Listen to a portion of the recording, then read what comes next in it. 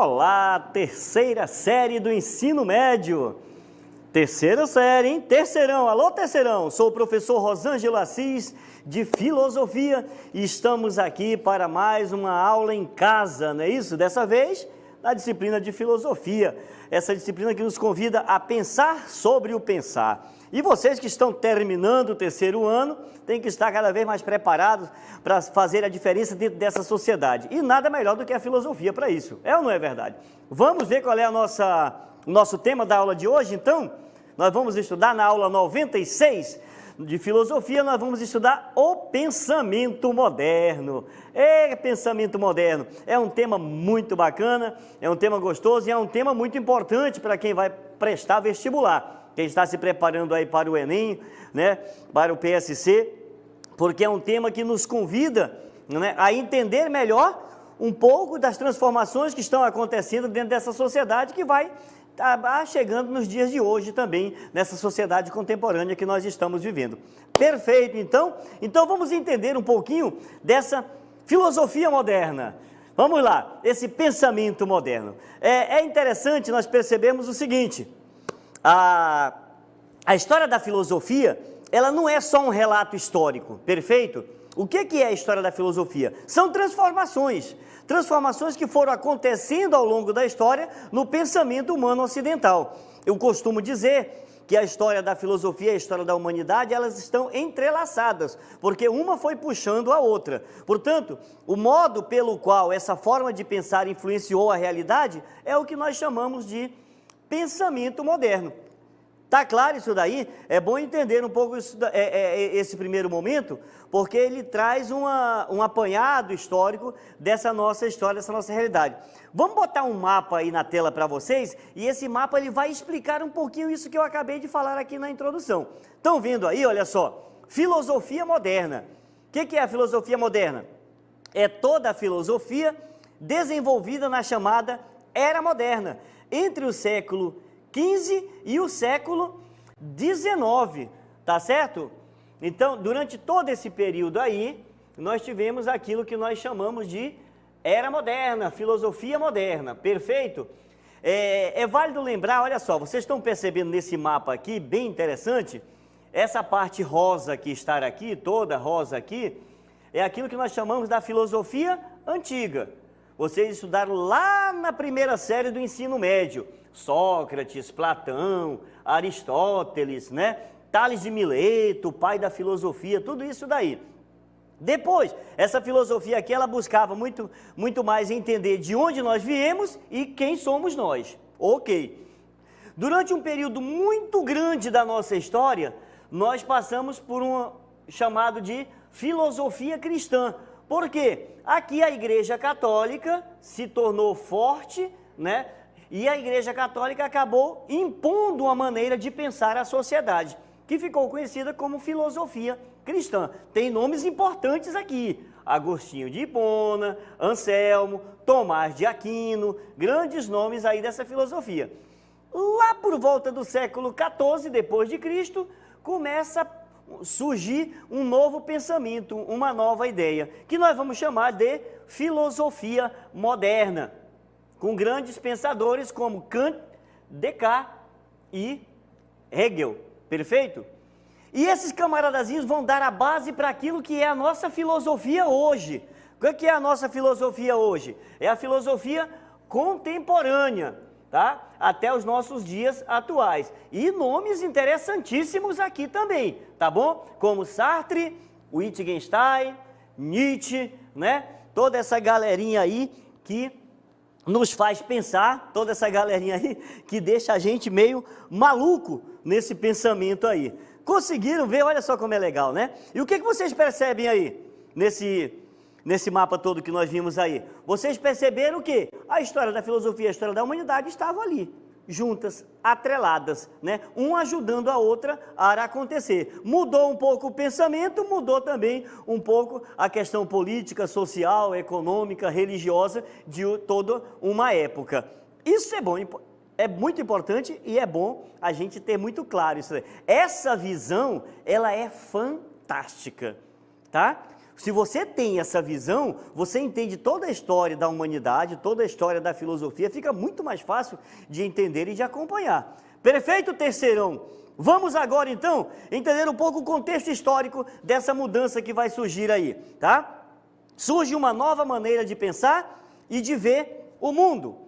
É o resultado das transformações históricas que ocorreram na Europa. É válido lembrar, nós estamos falando da Europa, né? Nós estamos falando do Ocidente, nesse contexto aí. O que fizeram parte desse contexto histórico? Fizeram parte alguns fatores determinantes que levaram a essa mudança de pensamento, tá? É essa transformação aí. Um desses fatores é o humanismo. Já ouviram falar bastante do humanismo renascentista, não já? Perfeito.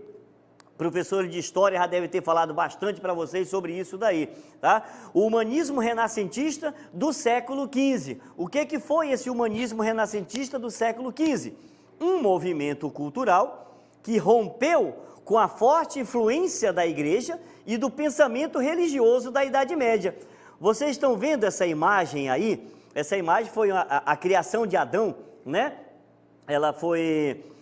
Ela trabalha muito bem essa ideia do teocentrismo e antropocentrismo, que nós vamos já explicar um pouquinho ali, que nós já conversamos em outras aulas ali. Vejam só, vocês perceberam nessa imagem uma coisa muito interessante. A Deus, né? A representação divina do Deus, e ali o homem, né? Sendo criado, mas ao mesmo tempo qual é a ideia? Eu te entrego agora o controle da humanidade novamente. Porque durante a Idade Média, né, pode voltar aqui para mim, durante a Idade Média, vocês estão lembrados que quem controlava era a igreja. E de repente o homem, era o teocentrismo, e de repente o homem diz, não, eu posso pensar por mim mesmo. Eu posso fazer as coisas, eu tenho capacidades racionais para chegar e ter um conhecimento, para dizer o que eu quero da minha vida. E aí surge aquilo que nós vamos chamar de antropocentrismo. O homem passa a ser o centro de tudo. Estão entendendo isso daí? Estão acompanhando? E mais ainda, estão lembrando disso tudo? Porque vocês já estudaram isso tudo aí. Muito bem. Um outro contexto histórico muito interessante foi a descoberta do Novo Mundo, tá? Lá no século XV. Ah, não, porque a Terra ela é plana e não sei mais o que, ninguém vai conseguir mais chegar em canto. Não, pera lá, se a gente viajar, a gente vai conquistar outros locais. E os homens acabaram saindo, se lançaram ao mar e conquistaram novas terras, né? Isso aí revelou o quê? A falta de conhecimento de outros povos e de outras culturas.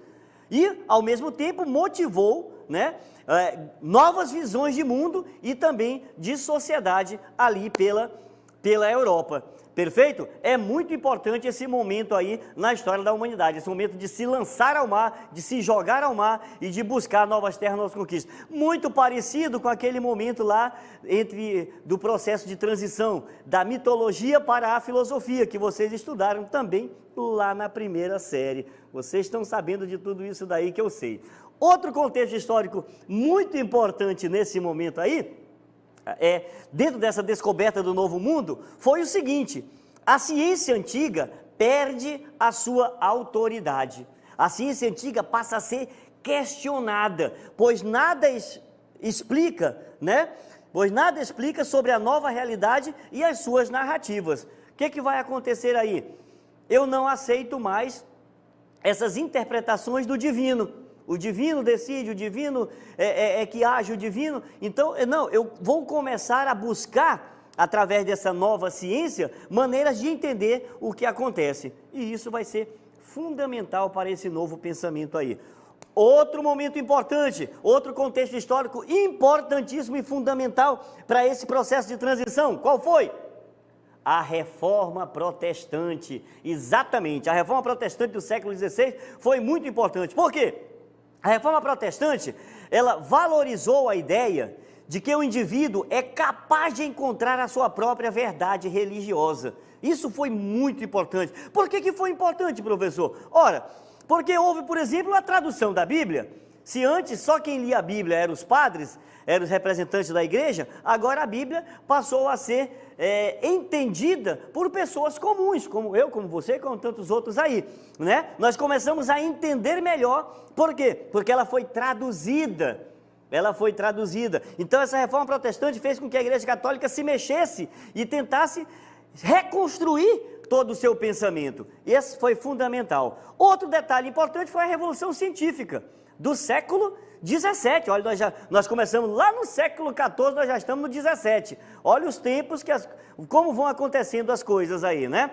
Galileu Galilei, grande Galileu Galilei, um dos primeiros a aperfeiçoar instrumentos técnicos, como por exemplo o telescópio, e com isso ele pôde observar melhor os fenômenos. E dentro dessas observações houve uma mudança fundamental, que foi o quê? A passagem do geocentrismo para o heliocentrismo. Essa revolução, ela foi muito importante, por quê? Porque a ideia de Terra como centro, vamos fazer um trocadilho aqui, vai cair por terra, né? Então essa ideia de que é o centro de tudo, não dá mais certo. Por quê? Porque eu estou começando a observar, eu melhorei o telescópio, eu vou lá em Nicolau Copérnico, pego as ideias, pego os estudos de Copérnico e começo a perceber que isso é verdade. Então essa revolução científica do século XVII trouxe para nós essa mudança aí. Nós vamos ver na tela aí o geocentrismo, né? Nós vamos sair do geocentrismo, daquele universo fechado, daquele universo finito, daquele universo, né, que é pouco entendido, para de repente um heliocentrismo, onde o universo ele é o quê? Infinito. Perfeito? E se o universo é infinito, tem muita coisa para a gente descobrir, tem muita coisa para a gente conhecer. Estão conseguindo me acompanhar direitinho? Porque vocês percebem quantas mudanças, professor, quantas transformações dentro da nossa sociedade. Igual hoje, se nós formos analisar hoje na sociedade contemporânea, elas não pararam mais. Nós continuamos transformando, as coisas continuam acontecendo de maneira muito rápida. Vocês podem perceber que lá naquele mapa aparece muito bem isso daí. Foi uma mudança extremamente rápida acontecendo. Mas tem mais uma coisa interessante também, vejam só, nós falamos de cultura, nós falamos de ciência, nós falamos de religião, mas olha só, essa mudança de pensamento também trouxe uma mudança na economia. O que acontece na economia?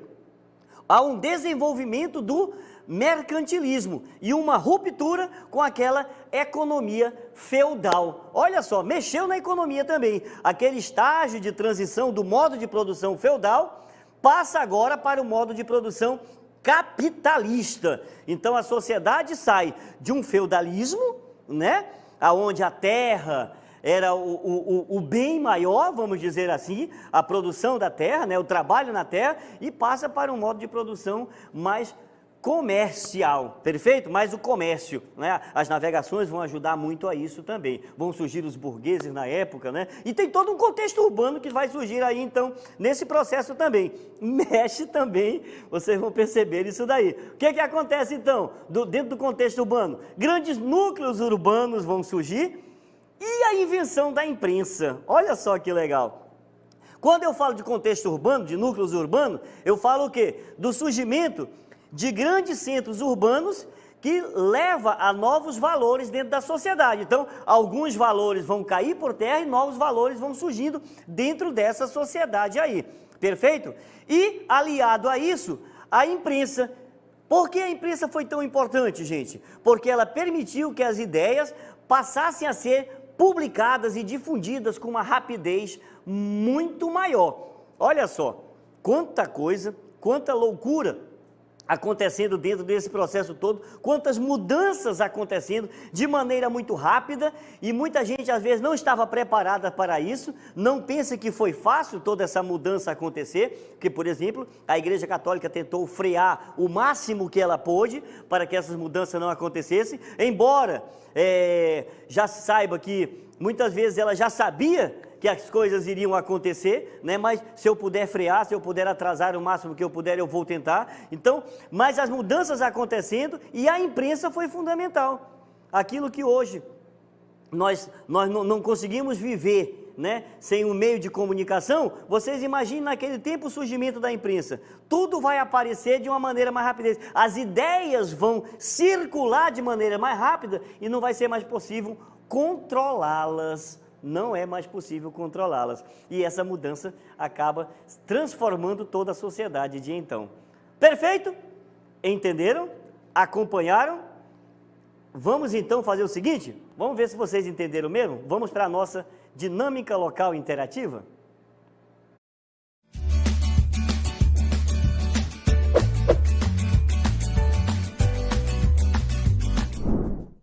É isso aí.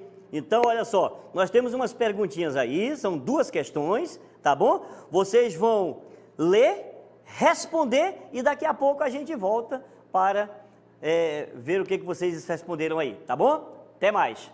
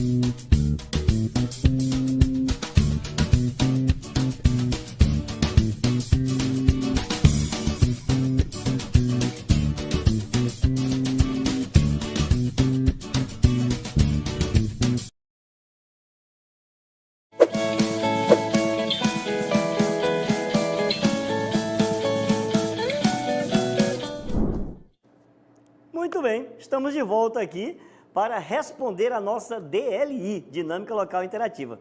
Vamos ver o que vocês responderam aí, né, na primeira e na segunda questão, e depois a gente vai no gabarito para dar uma continuidade. Perfeito? Olha, a Zelina diz assim: surge uma nova maneira de pensar e ver o mundo. Muito bem, é verdade mesmo. Dentro da nossa história, né, vai surgindo essa nova maneira aí de pensar e de ver o mundo. E muito interessante, por sinal.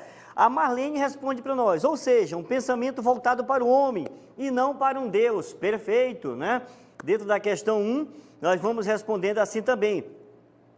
E a própria questão 2 traz isso aí.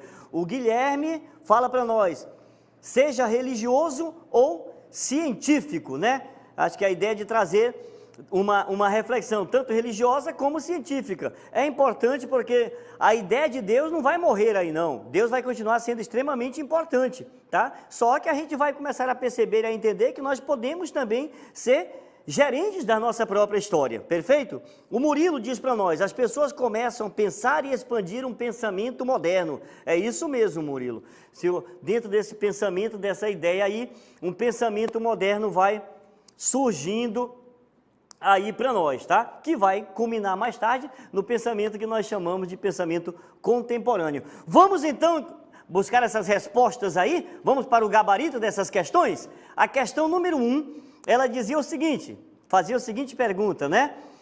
A ideia de o que é a filosofia moderna, o que era essa filosofia moderna. E a resposta diz para nós o seguinte, a filosofia moderna é toda a filosofia desenvolvida na chamada Era Moderna, entre o século XV e o século XVIII. Perfeito, então, isso daí é a nossa filosofia moderna, o que vocês colocaram aí muito bem, tá? O comentário dessa questão, ele vai nos dizer o seguinte, tendo em vista o surgimento de novas ciências na época, a filosofia moderna tem como característica marcante o retorno da epistemologia. O que é isso, professor? Pelo amor de Deus, que palavrão é esse? A epistemologia é o ramo filosófico que estuda a relação entre o ser humano e o conhecimento. Episteme, né? O conhecimento. Logos, conhecimento. Episteme, então, a ideia de buscar esse conhecimento, de tentar entender esse conhecimento. Então, entre o ser humano, o estudo desse conhecimento. Essa é a ideia. Perfeito? Esse é um dos aspectos centrais do período. Vale mencionar que não existe consenso sobre o período exato em que a Renascença termina e a filosofia moderna se inicia. Por esse motivo, é comum que determinadas ideias ou filósofos sejam, por vezes, classificados como renascentistas e outros filósofos consideram como modernos. Portanto, grande parte dos estudiosos atribui o início da filosofia moderna aos pensamentos de René Descartes no século XVI. Perfeito aí? Olha só, então é justamente isso que vocês falaram aí para mim. É essa a ideia da filosofia moderna, aquele pensamento novo que começa a mudar, que começa a derrubar, né, certos pré-conceitos, né? Quando eu falo de pré-conceitos, eu estou falando de conceitos anteriores, muitas vezes, que não eram nem muitas vezes entendidos, eram simplesmente, estavam ali para a gente obedecê-los, né? Aí entra o dogmatismo, que nós estudamos na segunda série do ensino médio, perfeito? E aí começa toda uma mudança, toda uma transformação. Esse é o pensamento moderno. A segunda questão, vamos lá. O que dizia a nossa segunda questão? A nossa segunda questão, ela falava sobre na nossa sociedade atual, né? Então, quais as consequências históricas e filosóficas para o pensamento moderno e atual? Muito bem. Quais foram essas consequências? Vocês colocaram algumas coisas aí, e a resposta que a gente poderia trazer como um grande comentário seria justamente esse. Diversas transformações ocorreram no pensamento europeu da época, dos quais se destacam, vamos lembrar aí, gente, é importante isso, tá? Isso daí de vez em quando aparece lá, letra A, letra B, letra C, letra D, e tenta enganar a gente aí. Quais foram? O surgimento a passagem do feudalismo para o capitalismo, o surgimento da burguesia, a formação dos estados nacionais modernos, o absolutismo, o mercantilismo, a reforma protestante, as grandes navegações, a invenção da imprensa, né, que não deixa as ideias morrerem, a descoberta do novo mundo, o início do movimento renascentista. Portanto, essas transformações todas aí foram fundamentais. A filosofia moderna, ela começa onde? Ela começa onde? Ela vai começar baseada em todas essas transformações que vão acontecendo, que são transformações políticas, econômicas, sociais, culturais e de pensamento também. Perfeito? O tanto que o comentário vai dizer para nós o quê? Os comentários para nós, olha, a filosofia moderna começa no século XV, quando tem início a Idade Moderna, permanece até o século XIX, com a chegada da Idade Contemporânea. Perfeito? Ela marca uma transição do pensamento medieval, nós vimos lá naquele mapazinho lá atrás, né, fundamentado na fé e nas relações entre os homens e Deus, para o pensamento antropocêntrico. Lembra? Alguém respondeu isso daí, né? Estava muito voltado para Deus e agora vai ser mais voltado para o homem. É justamente isso aí, o pensamento medieval era fundamentado na fé e nas relações entre os homens e Deus. E agora vamos para um pensamento antropocêntrico. O que tem esse pensamento antropocêntrico? É a marca da modernidade. Eleva a humanidade a um novo status como grande objeto de estudo. Perfeito? E o racionalismo e o empirismo, duas correntes fortes de pensamento construídas nesse período aí, demonstram essa mudança. Ambos visam dar respostas sobre a origem do conhecimento humano. O primeiro associado à razão e o segundo baseado na experiência. Perfeito, terceirão? Tranquilo? Espero que tenham gostado da aula de filosofia hoje. E agora segurem aí, fiquem aí, não saiam daí não, porque nós vamos ter uma outra aula muito bacana com o professor Josino, de Sociologia. Fiquem com Deus e até o nosso próximo encontro no Aula em Casa de Filosofia.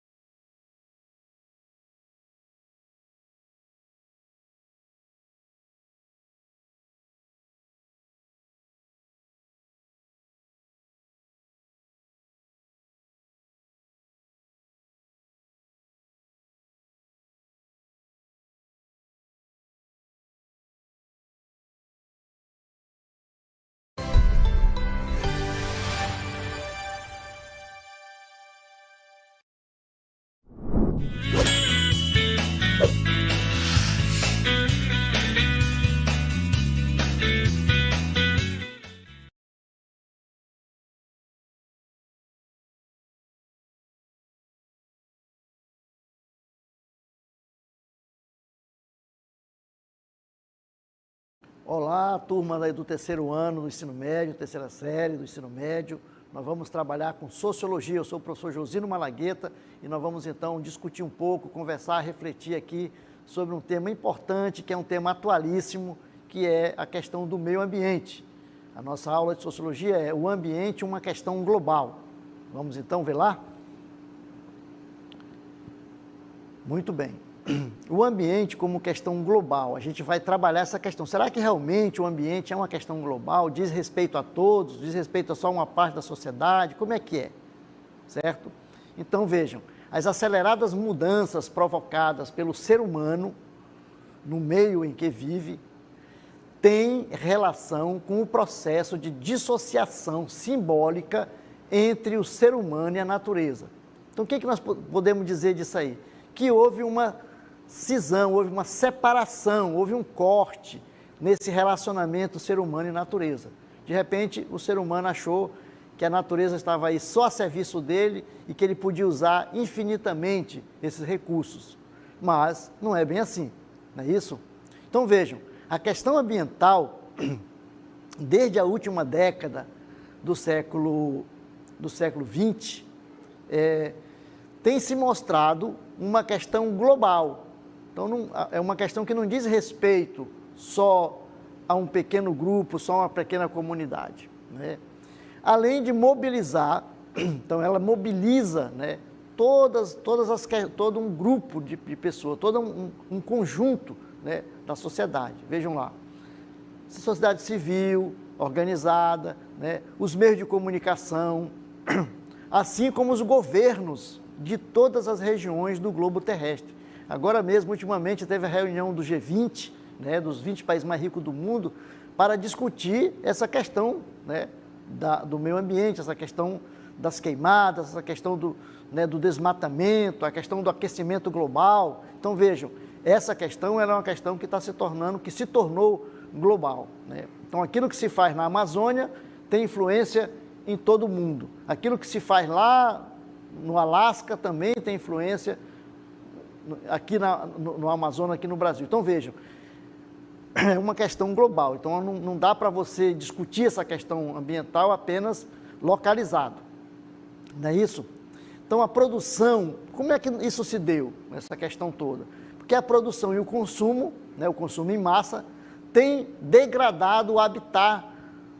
O que é o habitat? É o local onde nós vivemos aqui, né? Destruindo diversas espécies da flora e da fauna. O que é a flora, professor? Diz respeito às plantas, né? A floresta, e a fauna diz respeito aos animais, comprometendo as reservas de energia do planeta Terra. Então é essa questão que chama a atenção, é essa questão que os governos, que os ambientalistas, que a sociedade civil organizada está discutindo.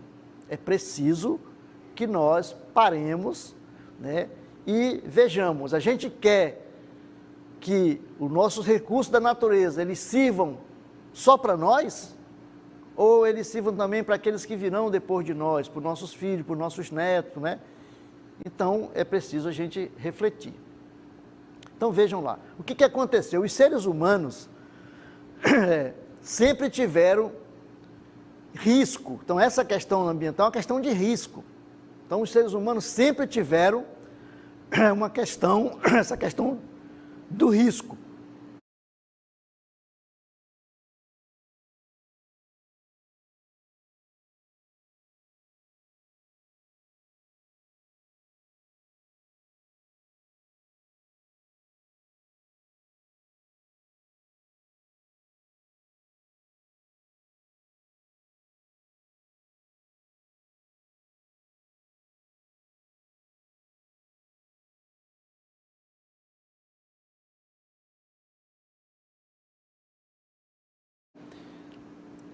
Então, nós estávamos falando que os seres humanos sempre tiveram de enfrentar riscos.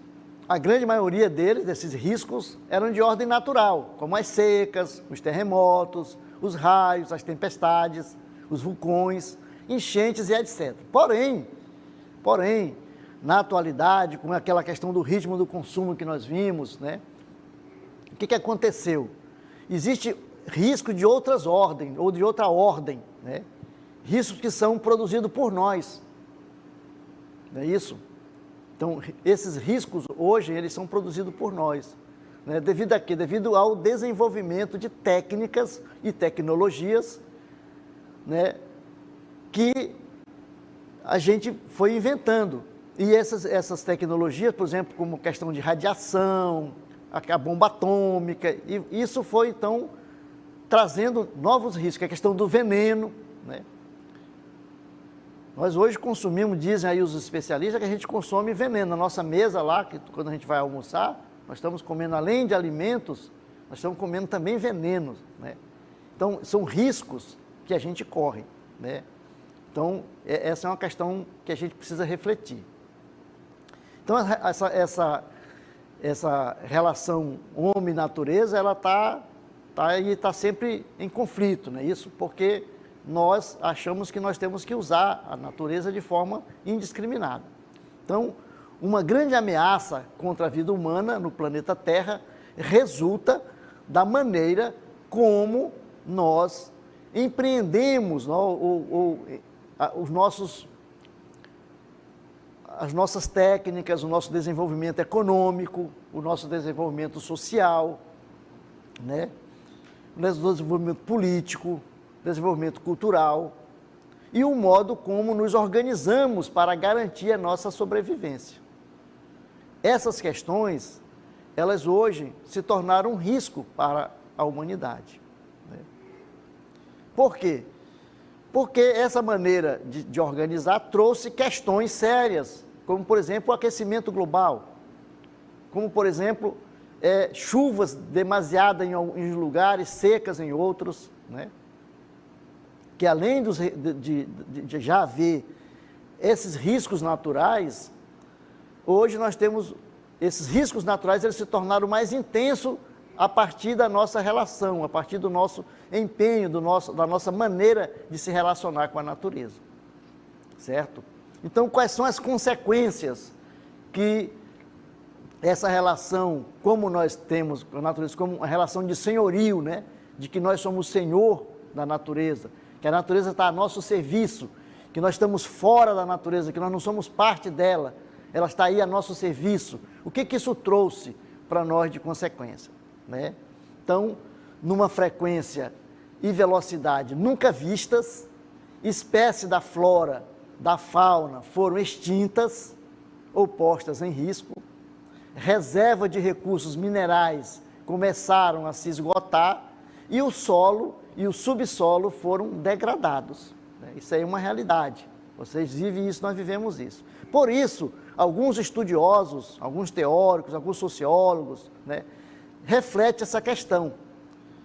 E aí nós vamos ver agora o pensamento de dois teóricos, né, a respeito dessa questão da relação, dessas consequências da relação ser humano-natureza nessa perspectiva de senhorio, né?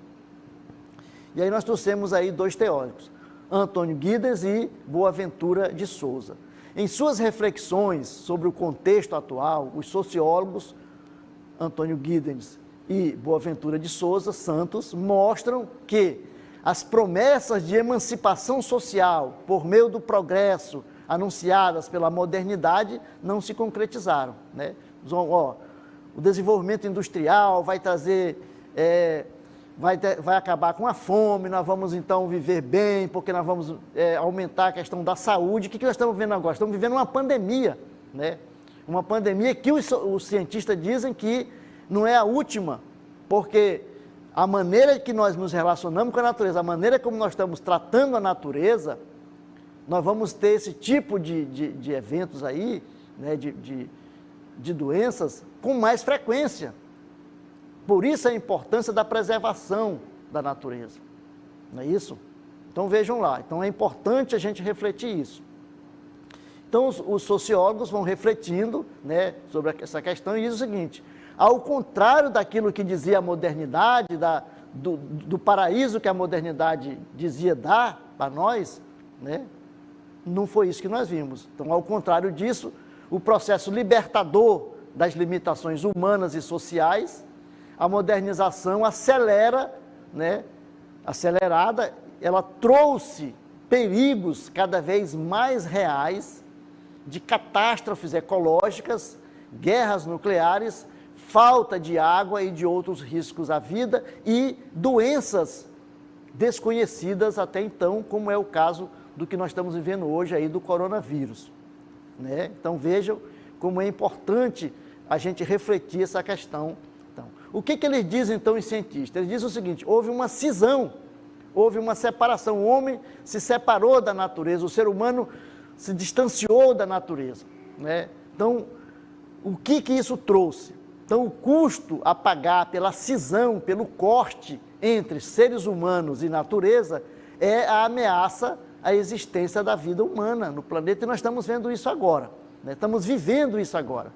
A separação ideologicamente construída entre ser humano e natureza se consolidou principalmente nos 2 últimos séculos, né? Então, o que é cisão, professor? Eu já até dei uma dica, mas nós vamos trazer um videozinho que vai mostrar melhor essa questão aí da cisão, do corte, não é isso? Vamos lá?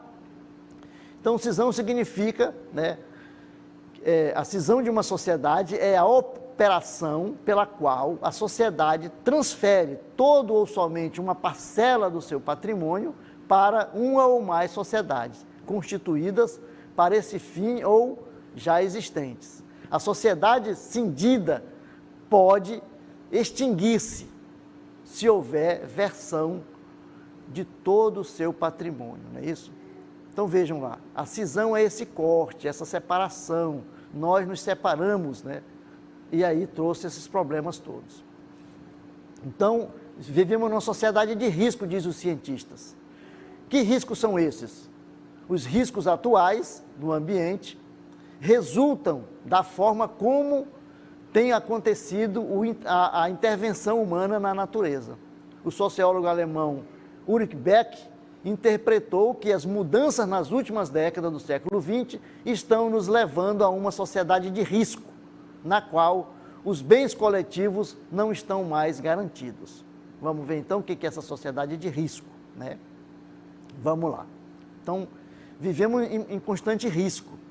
Pode-se virtualmente dizer que as constelações de risco são produzidas porque as certezas, né, da sociedade industrial, o consenso para o progresso ou a abstração dos feitos e dos riscos ecológicos dominam o pensamento e a ação, né, das pessoas e das instituições na sociedade industrial.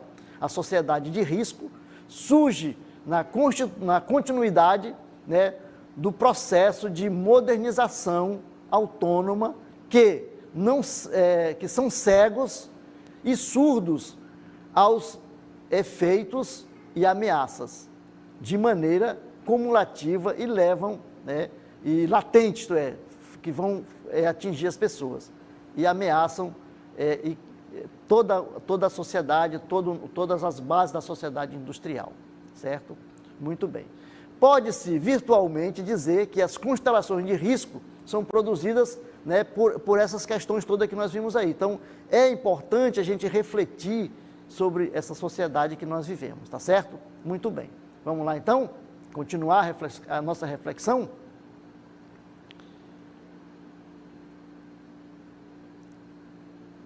Muito bem. Então, nós temos aí, por exemplo, a bomba atômica, que é um problema sério também na nossa sociedade, que foi um problema e que causou e que tem consequência até hoje na nossa sociedade, e outros problemas que são os riscos que nós vivemos.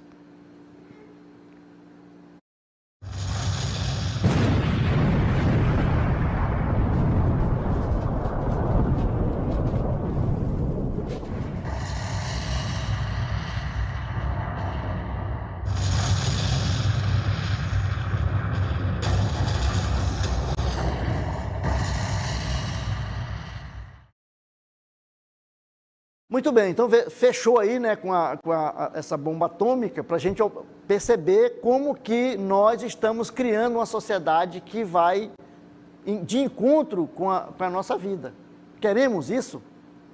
Fica aí para a nossa reflexão. Vamos então para a nossa dinâmica local interativa.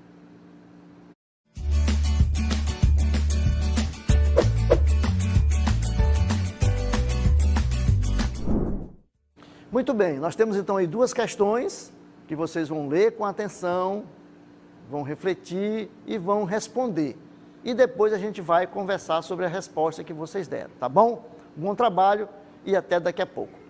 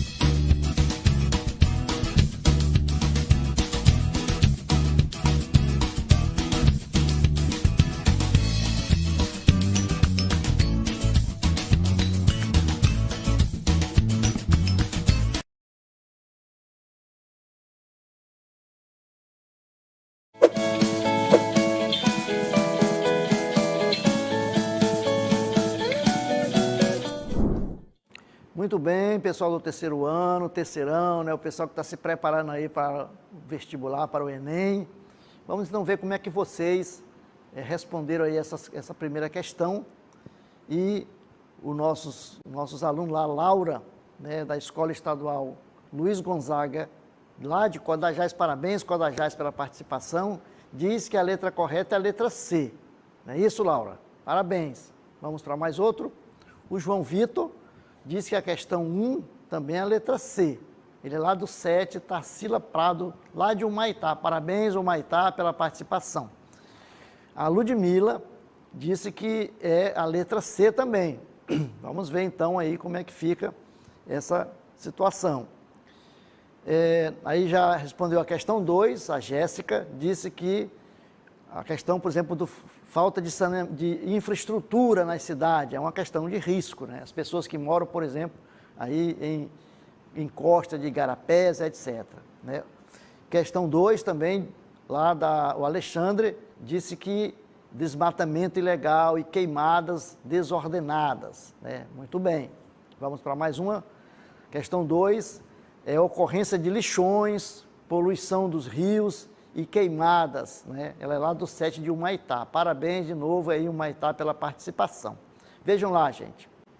Importante isso que vocês colocaram. Né? A gente vai então agora discutir um pouco, ver essa situação da questão da natureza, da preservação, né? Dessa relação homem-natureza. E que essa questão não é uma questão local.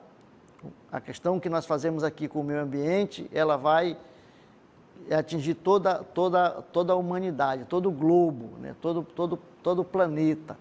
Não é isso? Quando você joga um lixo aqui, que vai para um esgoto, que depois vai para o igarapé, que depois vai para o rio, e ele vai chegar onde? Vai chegar no mar. Né? Então vai afetar aí os animais aí da fauna, da fauna marinha, não é isso? Vamos então aí agora para nossas questões. Vamos lá, diz o seguinte, ó.